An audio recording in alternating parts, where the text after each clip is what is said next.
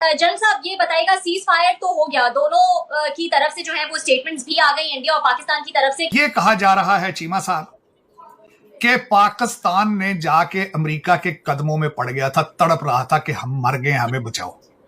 अच्छा डॉक्टर साहब ये बताइए कि ये शहबाज शरीफ साहब ने विक्ट्री अनाउंस कर दी है। तो सर ये अब क्या विक्ट्री अनाउंस की है, आई डोंट नो। उसको भी अगर ये ना करे तो वो प्राइम मिनिस्टर कैसे रहे, ये बात है ना। ये कहे बगैर प्राइम मिनिस्टर कहाँ रह सकता है, क्योंकि जिन्होंने बनाया था वो अगले दिन उसकी छुट्टी करा देंगे। अब नरेटिव ये कहा जा रहा है चीमा साहब, पाकिस्तानियों को हमारी फौज तसल्ली देती रही, बारहा कहती रही कि भारत पर ऐसा वार करेंगे, और दुनिया ने फिर देखा, और फिर फजाओं से शाहीनों ने वो आग और लोहा बरसाया कि शाम से पहले भारत सीज फायर पर मान गया, करके दिखाया है और जीते हैं, सुरखरू हुए हैं। आइंदा अगर हिंदुस्तान या कोई भी हमारा दुश्मन अगर हम पे हमला करता है तो उनको ये तंबीह हो गई है कि पाकिस्तान के साथ मत्था नहीं लगाना। हिंदुस्तान नहीं, कोई दुनिया का मुल्क हम पे अगर हमला करता है तो हम इस काबिल हैं कि अपनी सरहदों की हिफाजत के साथ साथ हम अपने पूरे अवाम की हिफाजत कर सकते हैं। पाकिस्तान तो मानते ही नहीं ना, सच बोलना जो है ये एक्सेप्शन है, इट्स नॉट द रूल। और डॉक्टर साहब की किताबें भी इंडिया पाकिस्तान की खासतौर पर जो जंगे हैं उसके हवाले से आप पढ़ते भी रहे हैं और हमारे प्रोग्राम्स में देखते भी रहे हैं। डॉक्टर साहब thank you so much for joining my show. अच्छा डॉक्टर साहब ये बताइए कि ये शहबाज शरीफ साहब ने विक्ट्री अनाउंस कर दी है। तो सर ये अब क्या विक्ट्री अनाउंस की है, आई डोंट नो। उसको भी अगर ये ना करे तो वो प्राइम मिनिस्टर कैसे रहे, ये बात है ना। ये कहे बगैर प्राइम मिनिस्टर कहाँ रह सकता है, क्योंकि जिन्होंने बनाया था वो अगले दिन उसकी छुट्टी करा देंगे।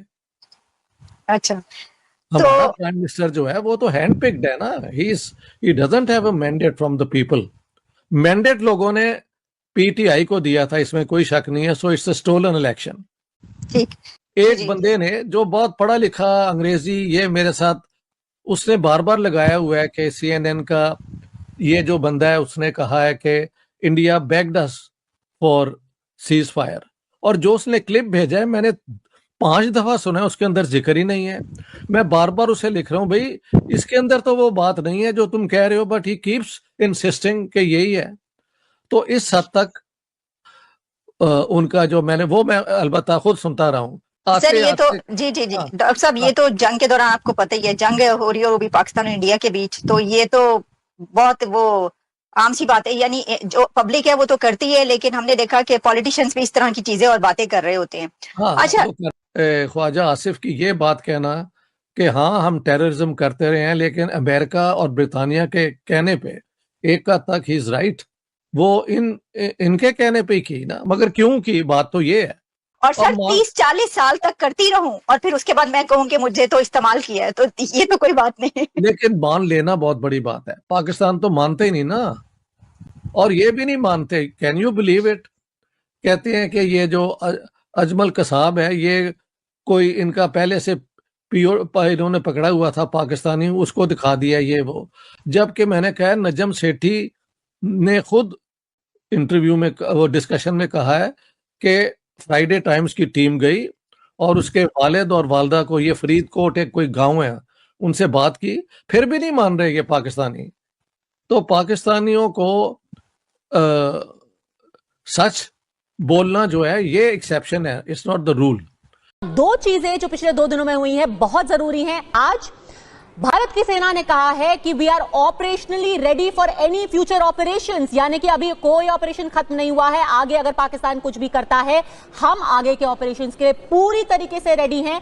लेकिन एक और बहुत एक ऐसा स्टेटमेंट सामने आया है जनरल दत्ता, कल जब ISPR यानी कि पाकिस्तान का जो प्रोपेगेंडा विंग है, उनकी मैं प्रेस कॉन्फ्रेंस सुन रही थी, के अंदर उनसे पूछा गया कि भाई आपके ऑपरेशन का जो नाम रखा गया है उसमें बहुत सारी इस्लामिक इमेजरी है, उसको लेकर के जो उनका जो सेना के प्रवक्ता थे उन्होंने कहा हाँ जो हमारा पूरा फेथ है, हमारा जो धर्म है, हमारी आर्मी ट्रेनिंग का हिस्सा है और यही हमारा काम है। जनरल दत्ता, इस तरह की रेडिकलाइज्ड आर्मी इससे हम लड़ रहे हैं। हम लड़ रहे हैं अपने देश के लिए, अपने देश के लोगों के लिए। जनरल दत्ता, एक प्रोफेशनल आर्मी और एक रेडिकलाइज्ड आर्मी। देखिए, ऐसा है कि जिस देश का आर्मी चीफ खुद मौलवी हो, हम उसको मुल्ला मुनीर बोलते हैं, आसिफ मुनीर, वो रेडिकलाइज नहीं करेगा तो और क्या करेगा। पाकिस्तान की फौज भारत का दर्द दिखा दिखा के पावर में रहने के लिए लगातार वो बोलती रही हमला होगा भारत की तरफ से, हम श्रीनगर को आजाद करेंगे, हम कश्मीर को भारत से निकाल लेंगे। ये फौज नहीं है, ये मर्शनरी आर्मी है। ये एक बहुत बड़ा माफिया है 5 लाख का, जिनका काम है बिजनेस का धंधा, ड्रग ट्रेड। आप इसके अंदर जितने इलीगल कार्रवाई है ये उसके अंदर लिप्त हैं। जो काउंटरफीट मनी बनती थी भारत की, वो भी ये छापते थे। और जब हमने नोटबंदी कर दी, भुक्को मरने लग गए। तो अभी क्या हो गया कि जब ये इंटरनल स्ट्राइक हो गया पाकिस्तान के अंदर, बलूचिस्तान, खैबर पख्तूनवा, तो अभी मुल्ला मुनीर को समझ नहीं आ रहा था कि मैं क्या करूं। तो उन्होंने पहलगाम का एक इंसिडेंट पैदा किया ताकि पूरी जो अटेंशन है पाकिस्तान अवाम की और पाकिस्तानियों की, वो इंटरनल से हटके भारत की तरफ आ जाए। और भारत का नाम सुनते ही वो बड़े एक्साइटेड हो जाते हैं, क्योंकि इनकी टेक्स्ट बुक के अंदर लिखा गया है कि भारत आपका दुश्मन है, हिंदू आपका दुश्मन है। ये इनके स्कूलों में पढ़ाया जाता है। तो ये इनके ऑपरेशन का जो इन्होंने कोड नेम दिया है, तो ये कोई नई बात नहीं है। लेकिन इनको पता होना चाहिए तालिबान भी क्या है। तालिबान भी अल्लाह की फौज है, वो रिलीजन पे लड़ते हैं, बलूच इनको मार रहे हैं। तो मेरा कहने का मतलब यह है कि पाकिस्तान की फौज आज के दिन में प्रोफेशनल फौज नहीं है, ये अपने अवाम का उल्लू बना रही है। और मेरा तो ये अवाम को एक संदेश रहेगा, पाकिस्तान के अवाम को, भारत आप। नमस्कार दोस्तों, आप देख रहे हैं इंडियन न्यूज़ चैनल। जैसे कि पड़ोसी देश पाकिस्तान के शहबाज शरीफ प्रधानमंत्री ने डोनाल्ड ट्रंप के पैर पकड़े। यह पाकिस्तान मीडिया का कहना है कि शहबाज ने ट्रंप के पैर पकड़ लिए थे जब इंडिया और पाकिस्तान का वॉर हुआ था 2025 ऑपरेशन सिंदूर में। वीडियो पूरा देखें, चैनल सब्सक्राइब करें, कमेंट करें, शेयर करें। धन्यवाद।